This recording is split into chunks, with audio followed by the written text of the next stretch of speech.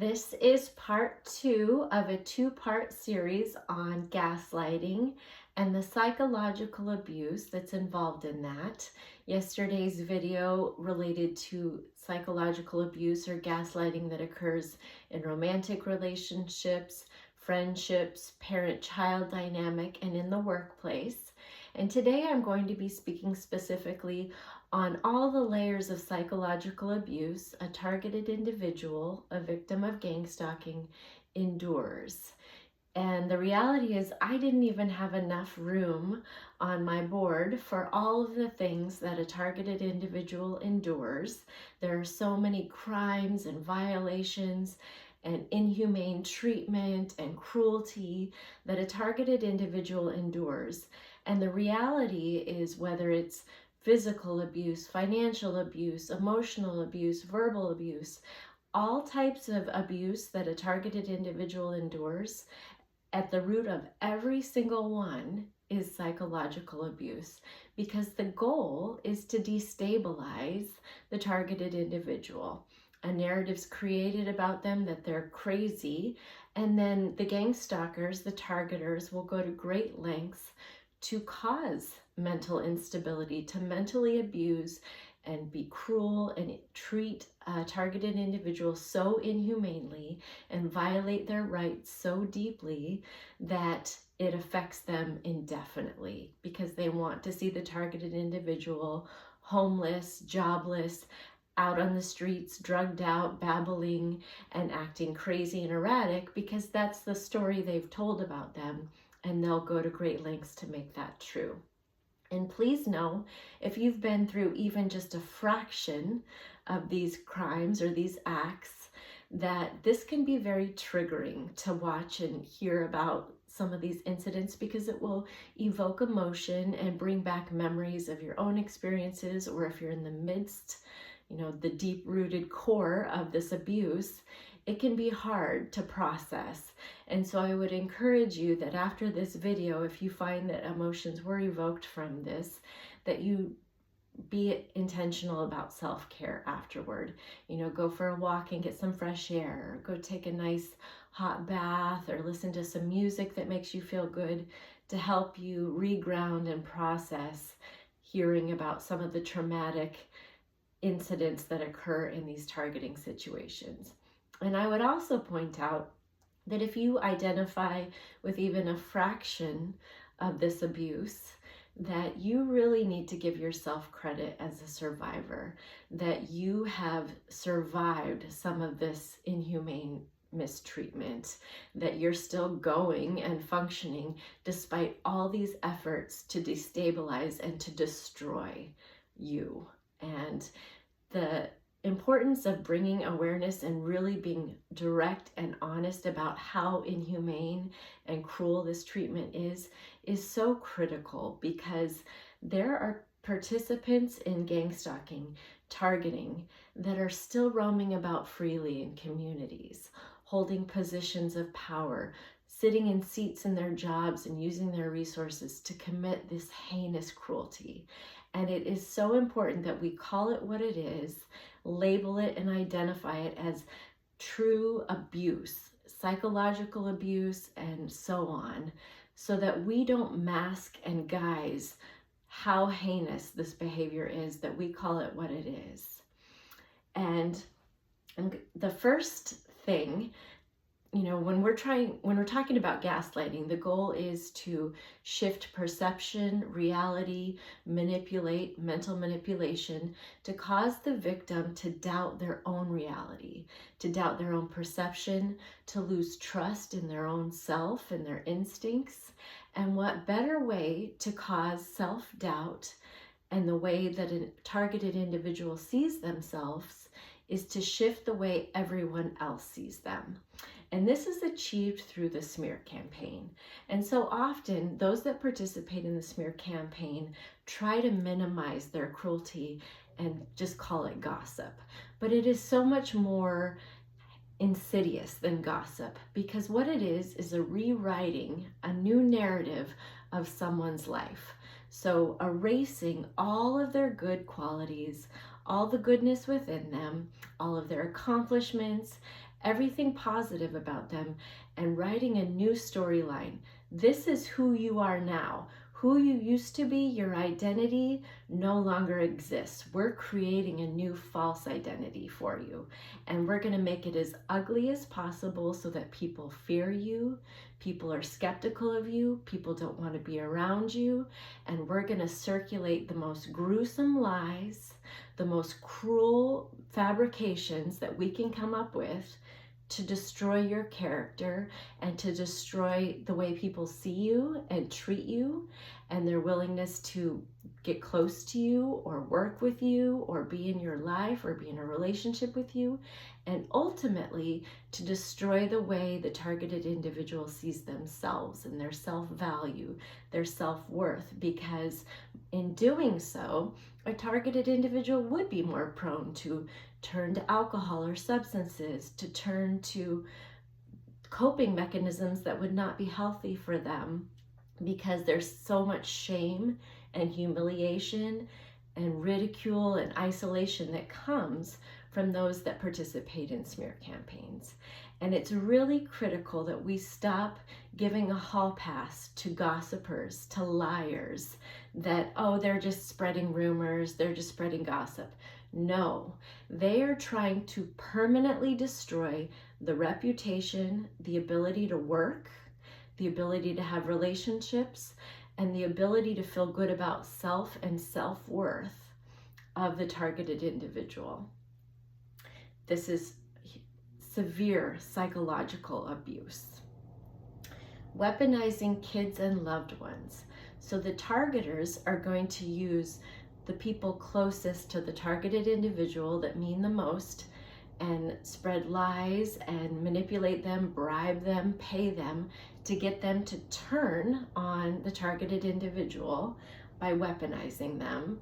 So now not only is the targeted individual subjected to all these horrific lies being circulated about them and people side-eyeing them and treating them differently, complete strangers, now the people they love are shunning them, cutting them off, participating in the smear campaign, spreading the lies, supporting the lies, backing the lies. And this depth of betrayal and pain runs so deep and is again another form of psychological abuse. And ultimately this leads to isolation, which is the goal. They need the targeted individual to be isolated because it will support the narrative that they're weird and they're isolated and they don't socialize with anyone, even though they're the ones that created that scenario. And in isolation, it becomes much easier to tell the false narrative, to tell the fake story about that character of the targeted individual, because not many people are seeing them or interacting with them. And now the targeters can get away with a whole array of crime and abuse and manipulation behind the scenes, the more that that targeted individual is in isolation. But it becomes necessary for safety in a lot of these cases to be isolated. Fraud and fake relationships are part of that. So the targeters will send in honey traps, friends, co-workers, neighbors, fake love interests to get close to the targeted individual, to learn about their lifestyle, their patterns, their connections, to gain information about their vulnerabilities, to record them, all to later exploit this information. And when you've been through this, this will permanently cause psychological damage and injury to a targeted individual because it forever changes their ability to trust and get close to people, because there's always concern. Is this person being sent in? Do they have good intention? Are they working with my gang stalkers? What is the motive of this person wanting to talk to me? When I was in the thick of my gang stalking, a woman approached me on the street to ask for directions, and I was scared to even get close to respond because so many people were being sent into my proximity to do harm or to gather information or to follow me or to spy on me. And it changes the way you interact with people indefinitely when you've been through such deep abuse on this level. It's really something that needs to be taken seriously. Fraud by a faith group. So when we're a participant in a faith group, in a religious organization, there's a lot of trust that goes into that. Vulnerability, putting your guard down because you feel that this is a place that's supposed to be safe, that the people are supposed to be safe and good intended, that we're all here for the same common purpose of learning about God and becoming better people. And faith groups will use that mask, that guise, that, yeah, we're here to do good, to be good people, to trick targeted individuals. You know, in my experience, my religion was everything to me. You know, I was giving 10% plus of my income. I was serving in many capacities, having missionaries in my home to feed them. I was, you know, preparing lessons and teaching children. I was doing a lot of service and volunteer work and really committed a good portion of my time and resources to the faith organization.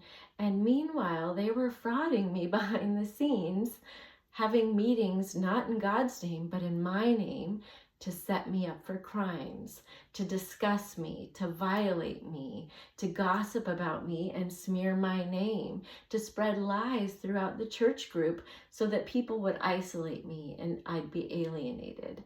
And this is a group of people that I saw as family and I thought were safe to share information about my personal life and get close to. And meanwhile, their intentions were not safe. And I was frauded. And many of our stories, there is religious fraud going on, and they're masking themselves as being pillars in the community, as being volunteer focused and these good people, but they're using that to mask their feelings of superiority, their efforts to engage in vigilante justice, to hurt and harm people that they believe are less than them or are not as worthy or not as righteous, because they're judging and going against everything, you know, engaging in acts that are completely contrary to the purpose of a faith group, of a religious organization. And once you've been through this kind of betrayal from a faith group that you trusted and people that you respected and thought were of high standards, it forever damages your views on organized religion and your feelings of safety and letting your guard down in any kind of religious setting after going through that. I mean, I even had scandals going on in the faith group where they were trying to send in people in the faith group that worked as mental health clinicians to stop by my house so they could have cause to come in and say, oh yeah, she was acting erratic and crazy, to support their narrative that they were trying to paint, that I was incompetent and mentally ill so that my trust fund could be stolen. So this kind of fraud, this kind of psychological abuse will forever have lasting effect on me and many who have been through this. Invasion of privacy. Again, this is so psychologically damaging when you know there's recording devices outside your neighbor's home watching your comings and your goings, and they're being reported and tracked. When you're being recorded within your home, your privacy rights are being violated. You're being hacked, your devices, your email, everything's been cloned. You don't have any privacy. And this is so violating. And, you know, I remember sitting on watching my Facebook and I could actually see my hacker taking actions to add friends and add pages to try to paint me in a certain light. And I could watch it happening. I mean, that will play with your mind when you're dealing with that level of manipulation in your day-to-day reality of such simple things like your social media. If they're creating catfish accounts and creating communications as if you, just horrific abuse. And then, of course, exploitation. So anything they've recorded or information that's been gained when you trusted someone, you know, any of that information obtained by the honey trap or those fraudulent relationships to then use for the purpose of exploitation. I was placed on countless dating sites. I'd get notifications in my email that I'd been registered for, 13 different sex sites that day. I mean, just endless exploitation and violations of my human rights, my civil rights, my privacy rights. And this is severe crime. This is severe abuse. And many of these participants are still roaming around freely. Cyberstalking and bullying, in addition to the smear campaign circulating through the community and in your family and in your job and in church group, this will take place also online. So complete strangers will be bullying you, making comments and remarks, circulating images of you without your consent, stalking you, creating fake profiles, countless fake profiles to try to entrap and be your friend or try to date you. Just endless mind games and psychological abuse. The email spams, texts, and spoofing. You'll get notifications in your email that you've been approved for a loan that you've applied for that you never applied for, or spoofing emails where it seems like it's safe to communicate, or you think it's someone, but it's not. It's someone else. It's one of the hackers. Or the weird text messages that are in attempts to set you up for a crime if you don't respond the right way. They're to create a narrative, to paint an image. A lot of spam calls, weird phone calls where they hang up, and weird numbers and don't say anything, don't leave messages. Weird stuff. Crime setups are a large part of this, where they're trying to plant evidence or portray a false narrative. So exploiting the victim on sex websites to make them look like an escort or a sex worker to justify, yep, this is why we stole from them, because look, they're a sex worker. Or setups with whatever else they can come up with. It's all about distorting reality, that gaslighting, this manipulation of perception so that what is real is no longer real. The victim is constantly trying to assert what is reality when everyone around them is trying to shift that reality into a new forced reality, into a new forced narrative that suits their purposes, whether it be to obtain something financially, to discriminate, to be vengeful, or express envy and jealousy towards someone that they want to hurt because they don't like you. Whatever the case may be, it's all about, we don't care that this is destroying your life and the psychological damage and all the other abuse you're enduring. We're here to achieve a goal, and we have a large population, a large number of people doing it. So we'll get far regardless of our lies, regardless of our abuse, regardless of the crimes we're committing, because we're larger in number. We can get away with this and it'll be justified. Well, this is for our faith, or this is for the good of the community. And often people who don't even know you will engage and join in on the hate train, on the hate campaign, because this nastiness of the smear campaign, so much severe damaging lies have been spread that it places the targeted individual in incredible danger, because people now feel that this is a person that is horrific and awful and deserves to be punished and deserves to have their life taken and deserves to be abused. And it is incredibly dangerous to a targeted individual. The smear campaign is where it starts. And really, these are the culprits of so many other crimes when this foundation of dishonesty is formed.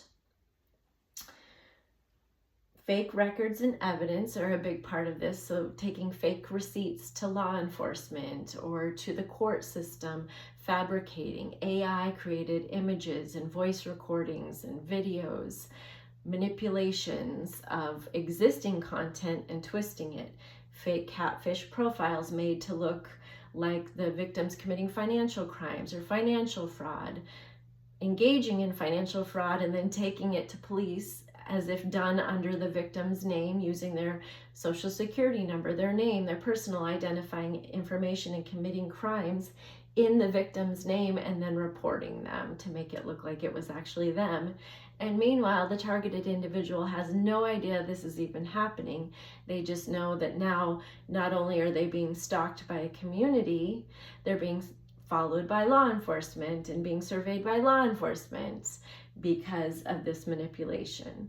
And this fake record situation can involve the manipulation of medical records, mental health records, court records, criminal records. They will get quite elaborate in what they'll fabricate, and it's shocking how many professionals will put their career on the line to take a bribe, to twist a document or fabricate a health record. And meanwhile, the targeted individual's never seen that provider, never been treated by that provider. I remember sitting in my chiropractor's office, and I could hear the receptionist having a phone call with somebody talking about how the doctor had been receiving monthly payments to alter my medical records and release them. And then a few minutes later, a law enforcement officer showed up and went into the chiropractor's office, and they were having a conversation, and I could hear my name. And so I decided, okay, this is a lot of red flags. I'm never going back again. I'm requesting my medical records. And sure enough, you know, I'm somebody who is very active. I live a very active lifestyle. I do Pilates, I hike, I weightlift. I'm very active and healthy. And in my medical record, or my chiropractic record, it said that I could only do up to 1 hour of daily activity. So clearly those records were being fabricated for some kind of purpose to paint me as being incapacitated or unable to manage my affairs so that they could get away with stealing from me. Medical care abuse, along the same vein, where a provider will be contacted by concerned family and a narrative will be painted.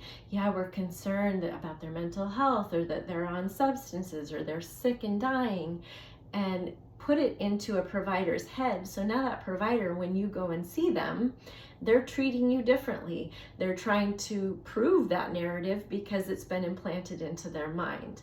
And that will forever affect your care with providers, as well as trust. When you've been through that level of psychological abuse, it becomes very difficult to trust going to the doctor, going to the dentist, or going to a therapist, because you don't know who are they releasing records to, who are they obtaining information from, you know, who's providing false input to them, and is this going to be authentic care? And once you've had fabricated medical records or mental health records, your future treatment's going to be impaired. If your new provider requests copies of your old records, how you're treated by that new provider will surely be affected by those fabricated and false records. So the damage is immense, because something as simple as going to get a yearly checkup becomes something of high anxiety and very concerning for a targeted individual. Is this going to be a setup? Am I show up at this doctor's office, are they going to try to set me up, you know, to diagnose me falsely, or fabricate my record, or give my blood sample to somebody they shouldn't? Very scary and very damaging. Property damage and tampering. So, you know, letting the air out of your tires in your car, or ripping out your garden, committing these borderline crimes that if you go to law enforcement and try to report, yeah, somebody ripped out my garden, it's right on the fence line of being a crime, and it makes you look more like you're the problem than the person committing the acts, like you're just being difficult and complaining a lot and going to the police a lot about all these issues. And it's done that way intentionally, so that you're seen as the problem, that you're delusional and constantly filing repetitive reports about weird, minuscule, in the law enforcement's eyes, acts. But you know, if your garden's really meaningful to you, having that ripped out is very psychologically abusive. That's your hobby and your food storage and things that are meaningful to you, they will damage intentionally because it's part of that abuse. Scenarios to provoke. Reactive abuse, the targeters will set the stage, orchestrate scenes and events to get you to act out or have a reaction, which would be a normal reaction to the abuse they're subjecting you to, but just constantly toying and poking and prodding to try to get a reaction. You know, you may have somebody following you in the grocery store, and as you turn your back to grab an item, they'll take items out of your cart.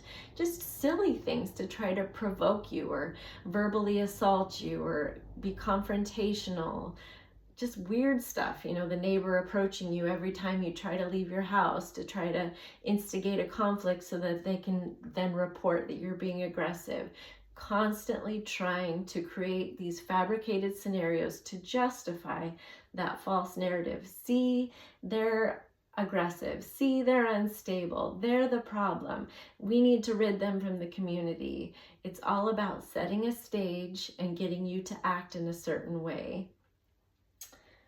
Financial abuse, you know, where they attack our livelihood, contact our employer, get our employer to become part of the targeting, or former employers, try to cause financial stability.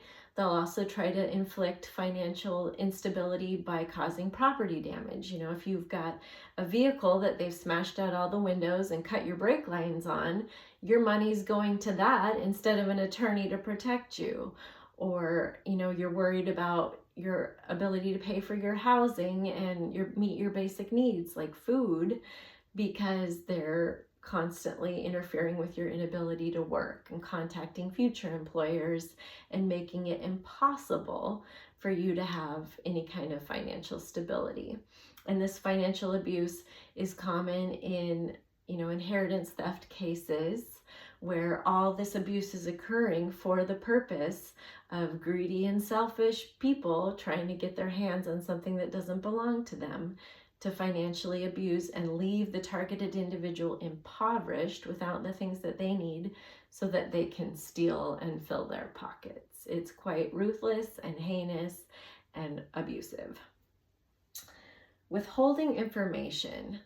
One of the most cruel forms of psychological abuse in a targeting situation is that so many people, so many family members, your job, your community, your church members, everyone will know the scheme, the plot, what's going on, what's being said behind the scenes. Everyone knows but the targeted individual. There's a withholding of pertinent knowledge, withholding and interference with mail. They'll do this so that, you know, bills are paid late, and then they can turn around and say, see, they're not paying their bills on time. We should take their inheritance even though we stole their mail. Or, you know, withholding relevant documents so that the targeted individual can't show up to hidden court cases, to court hearings, to have opportunity to exercise their due process rights and to defend themselves.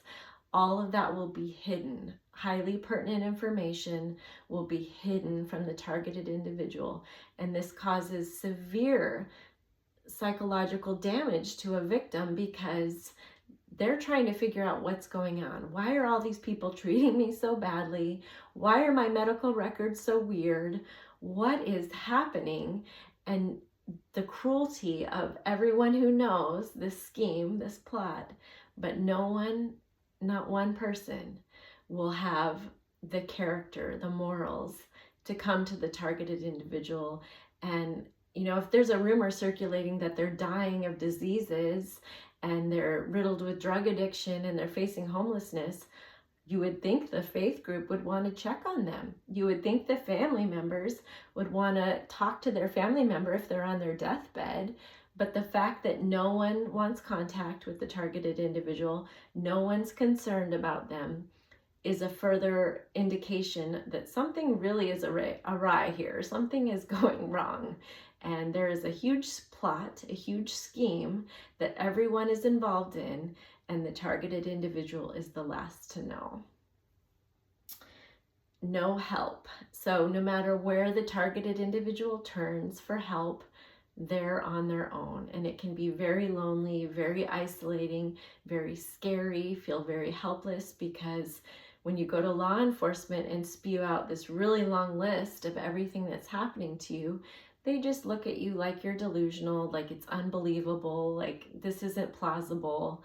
And I can understand that, because if I were to go and rant off all the things that I've endured, all the crimes I've been subjected to, it sounds not realistic. But the truth is, there's documentation, evidence, it's factual, it's real. If, the person on the receiving end would take the time to investigate and really look into things, they would see that. But it can feel very hopeless, because your church group, your family, your friends, no one will help you. No one cares what you're going through. You really are alone. But I think in this season of isolation and being on your own, there's some benefit, because you really learn to rely on your instincts. You know something's not right here, and you learn to trust and piece together those puzzle pieces. You learn to rely on your faith, and that isolation, that time of figuring it out on your own, really strengthens you and helps you to develop stronger instincts, and can be a time of healing, because you're away from all these toxic, horrible people. Being followed, whether you're followed by vehicles, they will stage vehicles that anytime you leave your house, you'll be followed. And that can be so psychologically abusive and scary, because you don't want to go down back roads, because I don't even know who this is that's always following me. And, you could be followed in businesses, false reports that you're trying to steal, set up crimes. You get to the point where, okay, it's not safe to go into businesses because I'm followed when I go in there, or it's not safe to drive because I'm followed, or when I walk, I have to constantly change my route because I'm followed when I just want to go get some fresh air and some exercise. And simple daily tasks become altered. Your routine, your schedule, everything becomes interfered with. And again, this is another form of psychological abuse. All of this is a huge violation of human rights. We all have certain rights to safety, privacy within our home. We have a right to participate in legal proceedings pertaining to us, due process rights. But all of the targeters, the gang stalkers, have decided that it's justifiable that this human, this targeted individual, isn't entitled to the same rights as the rest of us. They're less than. And we're justifying it by the gossip and slander from the smear campaign that makes it okay in our minds that we violate their rights, abuse them, and mistreat them in this sick thought process of gang stalkers. And sadly, attempting to unalive.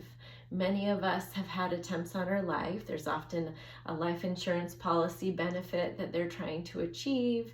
They want us gone so we can't testify because we're witnesses and whistleblowers, and we have pertinent information and evidence that would prove all these crimes.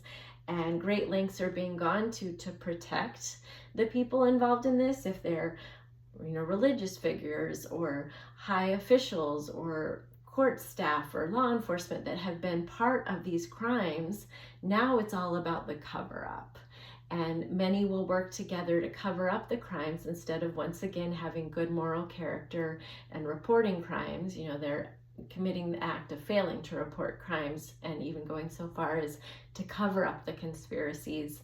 And they'll do things like tamper with your vehicle, try to poison you.